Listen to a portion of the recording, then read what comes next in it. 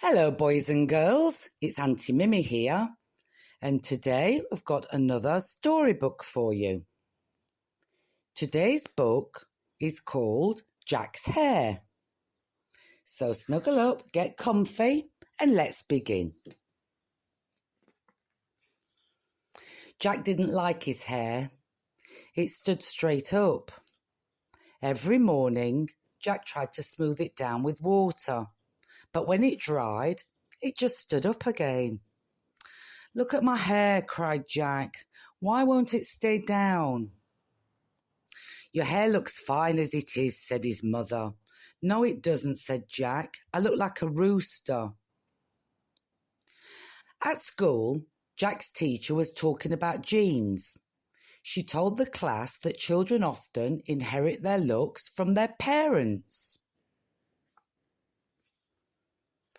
At home that night, Jack said, "My teacher says that we get our looks from our parents, but your hair doesn't stick up like mine." "Our hair is about the same colour though," said Dad. "I use hair gel on mine. You could try some." After dinner, Jack's dad gave him some hair gel. Jack rubbed the gel on his hands. He smoothed his hair down, and it did stick to his head. But Jack did not like the gel in his hair because it made it feel slimy and greasy. The next time Jack went to the hair salon for a haircut, he asked the hairdresser what he could do with his hair. "You have nice hair, Jack," said the hairdresser. "It looks fine as it is. But I'll put some hairspray on it when I'm finished. That will keep your hair flat." But Jack didn't like how the hairspray smelled. One Sunday, Jack's family had a visitor. "Come and meet my cousin, Jim," said Jack's dad. Jack had never met his dad's cousin before. The two looked at each other and smiled. Jim pointed to his head. His hair stood straight up too. "Your hair stands up like mine," cried Jack. "That's right," said Jim. "When I was your age, I thought I looked like a rooster." "That's what I think," said Jack.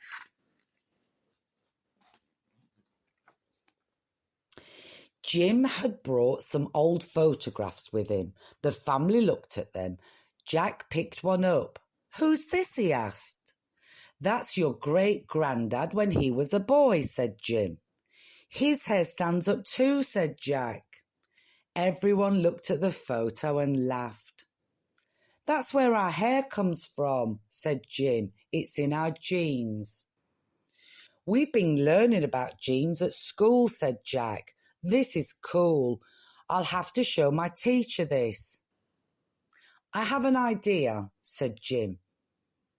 "We could copy the pictures and make a chart with them." Jack and Jim sorted through the photos. They made a family tree chart. They stuck all the photos with sticky up hair on a chart. The next day, when Jack went to school, he let his hair stand up. He took his chart to school to show the teacher. "These are wonderful family pictures, Jack," she said. "This chart shows just what we've been talking about in class." All the children gathered round to look at Jack's chart. "Your family has great hair," they laughed, and Jack laughed too. That's a lovely story today, isn't it, children? So who do you look like in your family? Maybe you look more like your mum or your dad or your nana or your granddad. Have a look at some photos yourself and see who you look the most like. So, as always, boys and girls, I want you to look after yourselves. I want you to be kind to one another. And I want you to try and be happy every single day. So for now, I'm going to say bye and I'm going to see you again soon. Okay, bye-bye.